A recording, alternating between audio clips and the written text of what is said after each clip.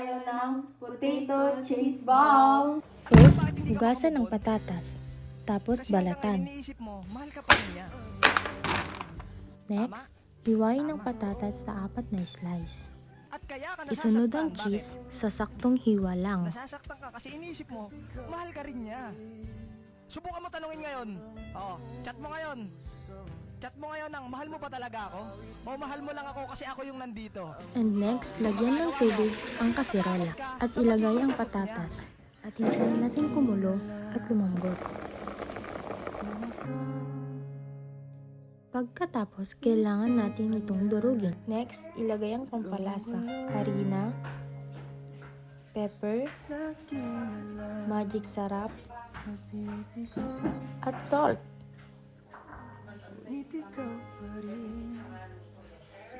Tapos haluin. Pagkatapos nating ilagay lahat ng pampalasa at kumuha lang tayo ng sakto. At pagtapos na tayong kumuha, kailangan natin itong i-flat at lagyan ng cheese. Tapos unti-unti natin itong ibibilog. Di ko pinipilit, walang lungkot na sumisilip. Kailan kaya muling makakamit ang iyong yakap at halik nang hindi sa panaginip? At tuloy-tuloy lang para matapos agad. Kailan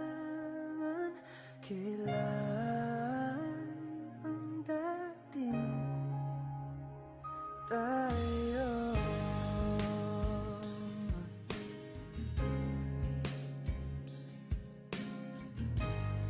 At yon, nakagawa tayo ng 12 na piraso.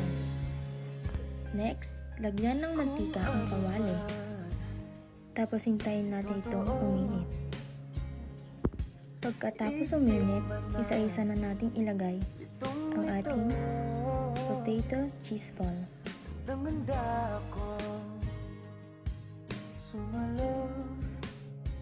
Pagkatapos mag-brown ng isang side, kailangan na natin itong baliktarin at maluto na rin ang isang side.